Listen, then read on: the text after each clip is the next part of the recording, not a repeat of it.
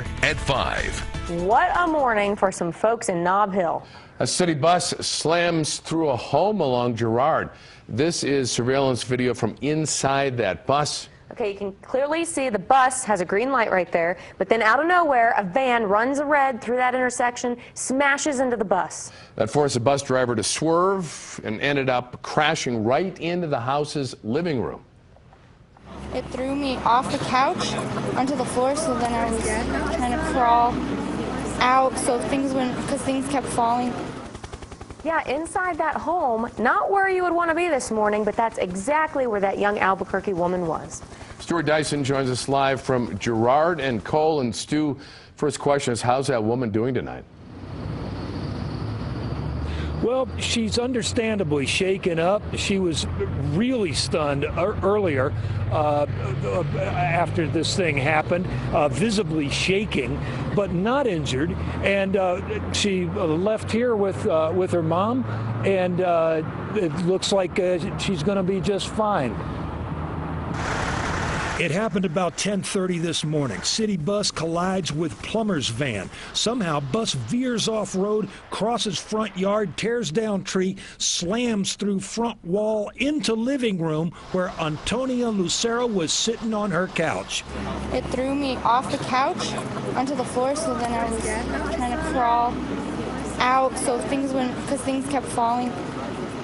I thought it was an earthquake. Antonia stunned but not injured, but several bus passengers injured in the crash, none seriously. I think terrible things happen every day that we don't plan for, and sometimes it works out and sometimes it doesn't, and we're grateful that today it did. Driver of the plumber's van, ID'd as Joe Silva, banged up in the crash, but looks like he'll be okay. Friends say his brakes may have failed. This afternoon, a big job pulling that bus back out of the house. Amazingly, the front porch didn't cave in.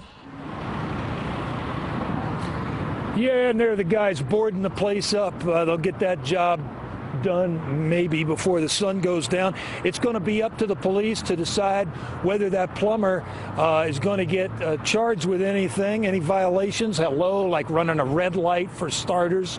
And Antonio Lucero, the young lady who lives here, she told us she just moved in a month ago and has not yet gotten renter's insurance. Back to you. What a drag. Thank you, Stuart. This is the second ABQ bus crash in less than a week. Last Friday, a bus crashed into a Route 66 pole on Central. Today, we got the dramatic video of that incident. You're watching it. It shows a pickup truck smash into the bus, and the bus driver crashed right through the windshield after hitting the pole. We just looked at it again. That is scary. So how did that happen? Witnesses say the driver of the truck ran a red light, familiar story, causing the bus to swerve. It was a crash that was unavoidable. If you take a look at the video, there was nothing he could have done to prevent that crash other than to have done time displacement and gone back and warned the guy in the truck. Reyes also tells us the driver of that bus was not wearing a seatbelt. There were no passengers on board at the time. Both drivers were treated for minor injuries. Can't believe that video. Police